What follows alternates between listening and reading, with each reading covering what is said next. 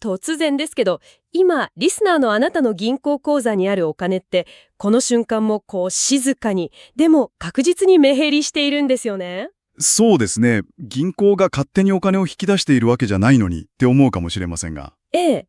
でもこれ紛れもない事実なんです。なので、今回の徹底考察では、このインフレっていう見えざるリスクの構造をまずは解き明かしていこうと。はい。その上で、古来から価値を保ち続けてきた金、つまりゴールドですね。それと、現代のビットコインの根底にある、驚くべき共通点について深掘りしていきます。ずばり、なぜ希少性が価値を生むのかという本質を徹底解剖するのが今回のミッションです。なるほど。ただ、本題に入る前に一つ、明確にしておくべき前提がありますよね。はい、免責事項ですね。ええ。このセッションは決して特定の金融商品をあなたに推奨するものではありません。どんな投資にも元本割れのリスクが常に伴いますから。そうですね。あくまで客観的な事実の考察です。はい。私たちがここで行うのは、提供された資料に基づく歴史的、そして経済的な事実とシステムの構造分析です。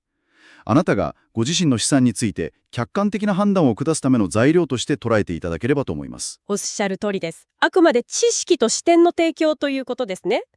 さて、冒頭でお話ししたお金が目減りしているっていう現象なんですけど、ええ。これ、金利がほぼゼロの銀行口座にお金を置きっぱなしにするのって、いわば穴の開いたバケツに一生懸命お水をためようとしている状態ですよね。まさにその通りですね。上の蛇口からは水が一滴も足されないのに、インフレっていう名前の穴から、お金の物を買う力、つまり購買力がポロポロとこぼれ落ちている状態というか。そうなんです。で、その穴が今どれくらいの大きさなのか。これ、マクロ経済のデータを見ると非常にクリアになります。ほう、どれくらい空いてるんですか？総務省の消費者物価指数のデータによればですね、2022年以降、日本の物価上昇率って年率でだいたい 2% から 4% 台で推移しているんですよ。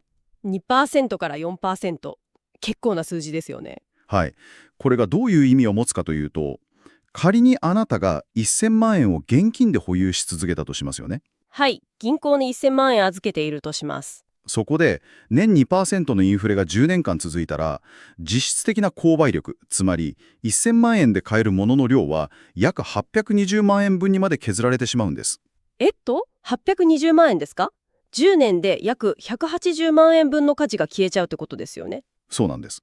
この複利による価値の減少って、口座の数字の額面自体は減らないので、直感的にすごく気づきにくいのが厄介な特徴なんですよ。なるほど。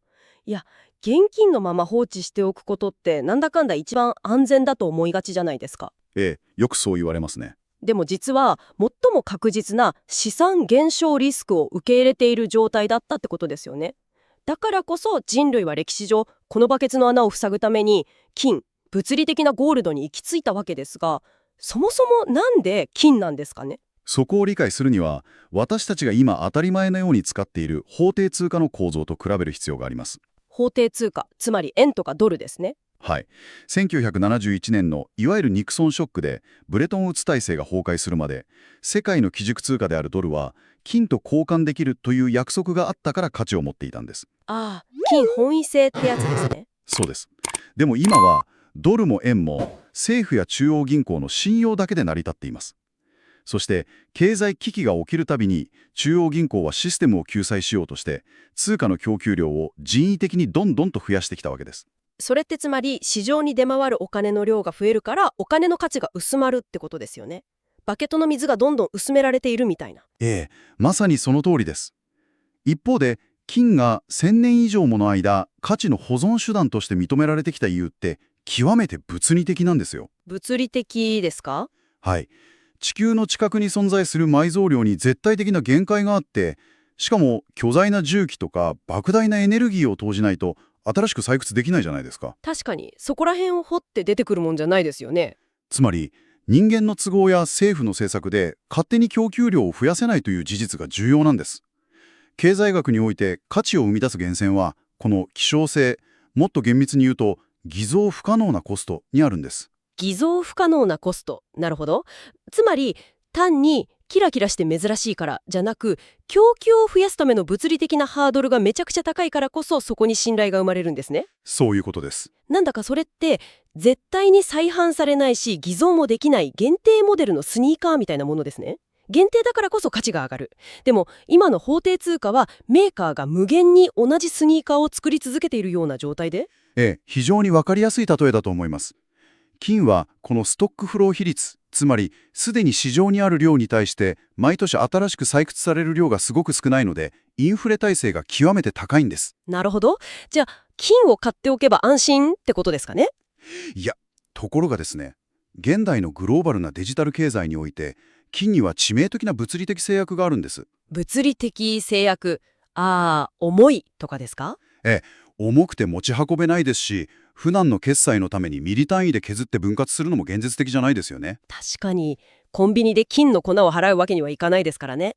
おまけに国境を越えて移動させるには多大な輸送コストがかかりますし、安全に保管するためのカストディ、つまり保管リスクも伴います。そこで登場するのが今回のもう一つの主役ですね。そうです。金の持つ偽造不可能な希少性という最強の特性をデジタルの世界で初めて実現したのがビットコインなんです。なるほど。ビットコインがデジタルゴールドって呼ばれるのは、単なるキャッチコピーじゃなくて、その経済的数学的な構造が金とそっくりだからなんですね。金と同じ役割を果たしつつ、持ち運べて細かく分解できて、国境もなくて誰にも没収されないというデジタルの強みを持っています。いやでもちょっと待ってください。はい。金は物理的に地球を掘らないと出てこないから希少なのはわかりますよ。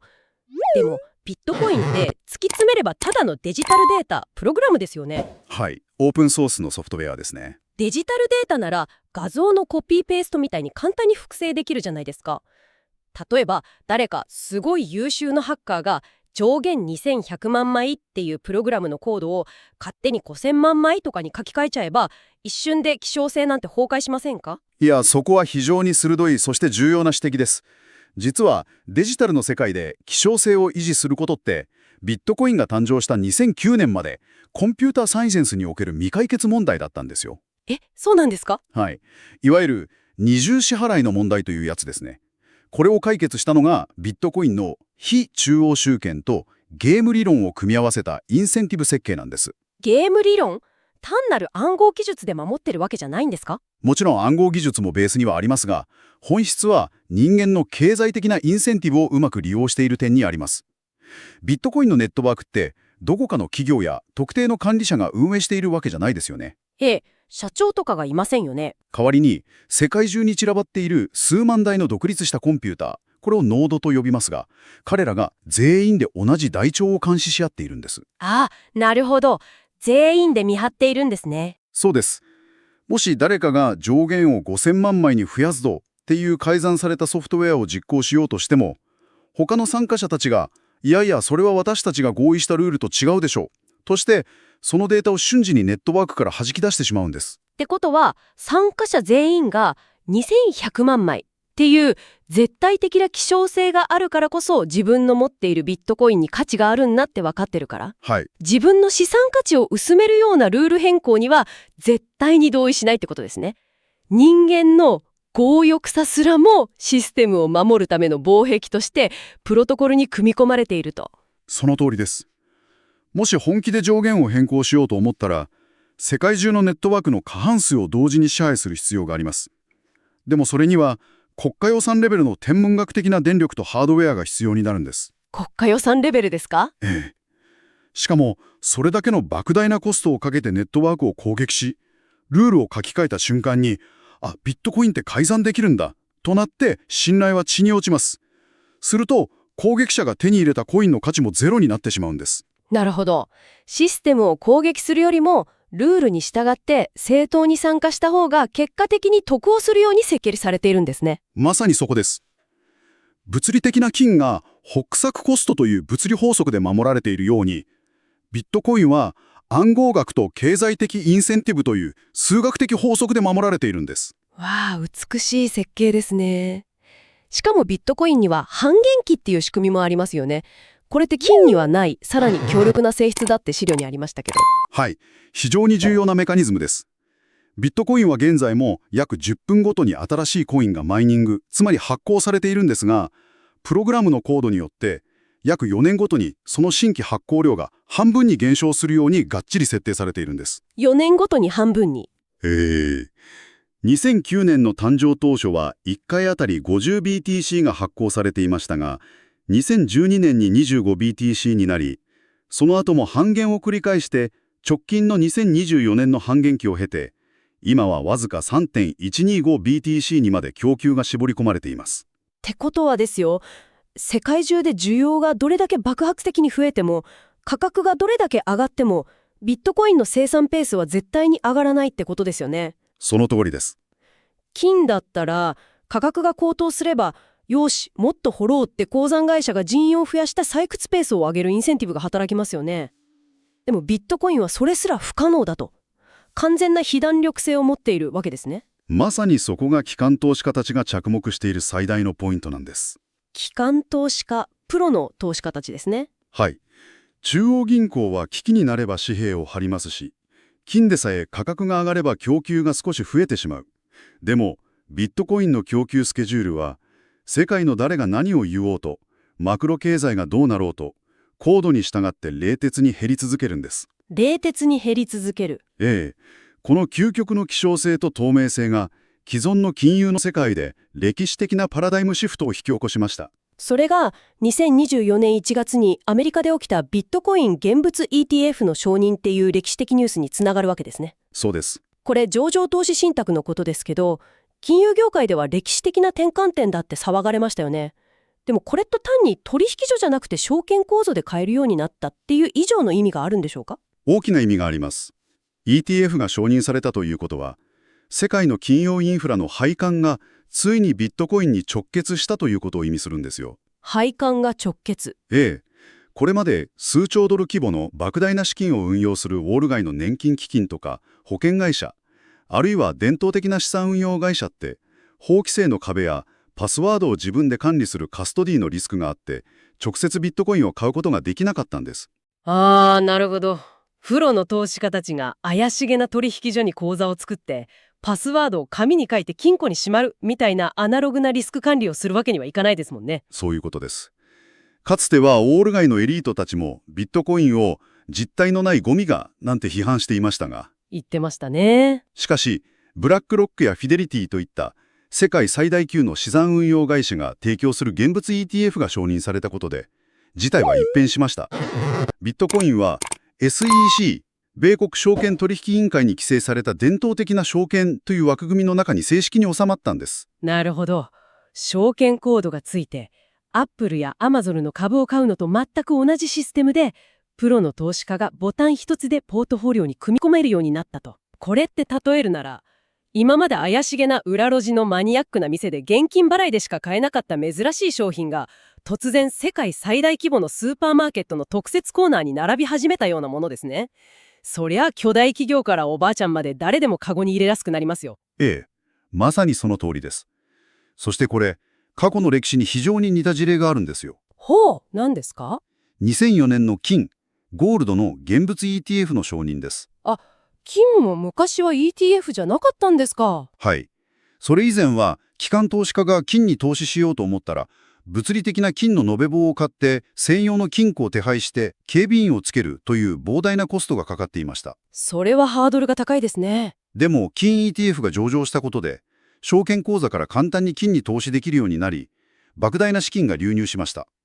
結果として金の価格はその後の数年間で劇的な上昇相場を描いたんです。物理的な保管リスクっていうボトルネックが ETF で解消されて、新しい資金のプールが一気に解放されたわけですね。そして今、全く同じ構造の変化が絶対的な希少性を持つデジタルゴールドの前に敷かれたと。そういうことです。今やウォール街のエリートたちが自分の顧客に向けてインフレヘッジの手段としてビットコイン ETF を販売している時代です。いやー、すごい変化ですね。じゃあ、この状況下で専門知識も様々なリスナーの皆さんは具体的にどう向き合えばいいんでしょうか？はい。彼らプロフェッショナルが実際に取っている戦略を見てみるのが参考になります。ぜひ教えてください。ETF で認められたから全財産を注ぎ込もうみたいなのはもちろん論外ですよね。もちろんです。価格変動、いわゆるボラティリティの激しさは依然として存在しますから、一攫千金を狙うギャンブル的な売買は推奨されません。はい。機関投資家が実践しているのは、資産全体のわずか 1% から多くても 5% から 10% 程度をビットコインに割り当てるというアプローチです。ほんの少しですね。残りはどうするんですか？残りの大部分は、現金、株式、債券、不動産といった伝統的資産でしっかり守りを固めるんです。なぜたったそれだけの少額でいいんでしょうか？ビットコインは、リターンの非対称性が極めて高いからです。仮に資産の 5% を投資して、最悪のシナリオで価値がゼロになったとしても、ダメージは 5% に限定されますよね。確かに。しかし、その絶対的な希少性とグローバルな普及のスピードを考えると、将来的に数倍、数十倍になるアップサイドの可能性を秘めている。つまり、ポートフォリオ全体のパフォーマンスを引き上げるための少額のスパイスとして機能するわけです。なるほど。日本国内だったら、わざわざアメリカの ETF に頼らなくても、金融庁に登録されている国内取引所で買えますよね。ええ、そうです。資料によると、例えばスマホアプリで簡単に完結するコインチェックとか、セキュリティの評価が高くて機関投資家も使っているビットフライヤーとかで、口座開設も無料でできますし、株式投資と同じような感覚で始められるわけですね。はい。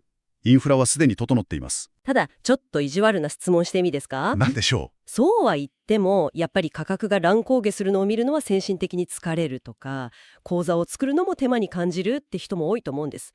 なんだかんだ言って、何もしないで銀行にお金を置いたままが一番安全な気がしてしまうんですが。う。ええ。それは人間の防衛本能として極めて正常な反応です。行動経済学でいう現状維持バイアスですね。現状維持バイアス。はい。でも、ここでセッションの冒頭でお話ししたあの冷酷なデータに立ち返る必要があります。何もしないことは本当にノーリスクでしょうか？年率 2% のインフレで実質的な購買力が820万円に目減りするって話ですね。そうです。ここを混同してはいけないんですが、価格の変動リスクと購買力喪失のリスクは全く別の概念なんです。別の概念。ええ。ビットコインはまだ新しい資産クラスとして価格形成をしている段階なので、確かにボラティリティは高いです。でも、現金 100% で何もしないことは、インフレという見えない税金によって、あなたの資産価値が確実に削られていくという確実な損失を受け入れる選択なんです。うわぁ、確実な損失。前者は不確実なボラティリティだけど、後者は確実な購買力の低下なんですね。その通りです。つまり、口座を作って選択肢を持つということは、単に新しい金融商品を買うかどうかという話ではなくて、インフレによって削られ続けるというデフォルトの運命から抜け出すための最低限の防衛線を張るということなんですよ。なるほど。もし10年前、2014年頃にビットコインの仕組みを学んで、少しでも行動した人と何もしなかった人とでは、現在の人生の選択肢が全く違うように、情報を持つか持たないか、行動するかしないかが決定的な分かれ道になるんですね。まさにそうです。そして、今回の考察の最後に、リスナーのあなたに一つ深く考えてみてほしい問いがあります。はい、何でしょうか。有史以来、私たち人類は、お金の価値を守るために、王様や政府、そして中央銀行といった人間の権威や約束をずっと信じてきました。そうですね。国が保証してくれると信じています。しかし、歴史が示す通り、人間の約束はしばしば政策の失敗や欲望によって歪められ、インフレという形で私たちの資産を奪ってきました。もし今、ビットコインが証明しつつあるように、人間の不完全な信用よりも、誰の忖度も受けない、冷達で嘘をつかない数学とコードの方が、価値を確実に保存できるのだとしたら、数学とコードの方が確実。今後、人間の信用の上に成り立っている社会の他のどんなシステムが数学とコードに置き換わっていくのでしょうか。デジタルゴールドの誕生は単なる金融のアップデートではなく、私たち人類の信用という概念そのもののパラダイムシフトのほんの始まりに過ぎないのかもしれません。人間の約束か、それとも嘘をつかない数学か。いやー、資産防衛という枠を大きく超えて、社会の基盤そのものを問い直すような非常に深いテーマですね。このインフレという確実なリスクとビットコインという不確実な可能性、この事実をどう受け止めてどう行動するかはリスナーのあなた次第です。ぜひ今日お話しした問いをご自身の頭でじっくりと思考してみてください。今回の徹底考察はここまでとなります。